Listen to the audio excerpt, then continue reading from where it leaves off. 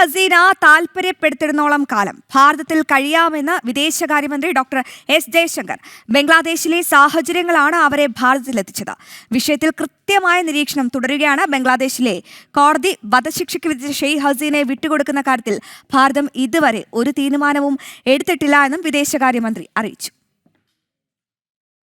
ഒരു സ്വകാര്യ മാധ്യമത്തിന് നൽകിയ അഭിമുഖത്തിലാണ് വിദേശകാര്യമന്ത്രി എസ് ജയശങ്കർ നിലപാടറിയിക്കുന്നത്. ഷെയ്ഖ് ഹസീന ഭാരതത്തിലെത്താൻ കാരണം ആ രാജ്യത്തെ തന്നെ പ്രശ്നങ്ങളാണ്. ആ പ്രശ്നങ്ങൾ പരിഹരിക്കും വരെ അവർക്ക് ഭാരതത്തിൽ തുടരാം.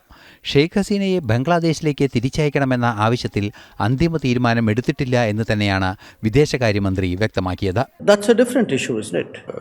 She came here in a certain circumstance and I think that circumstance clearly is a factor in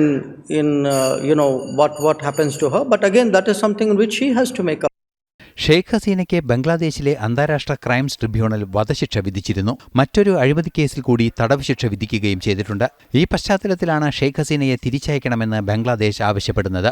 എന്നാൽ ജനാധിപത്യ മാർഗത്തിൽ തെരഞ്ഞെടുക്കപ്പെട്ട സർക്കാർ ആ രാജ്യത്ത് നിലവിലില്ലാത്തതുകൊണ്ട് തന്നെ ഇക്കാര്യത്തിൽ അന്തിമ തീരുമാനം അസാധ്യമെന്ന നിലപാടിലാണ് ഭാരതം.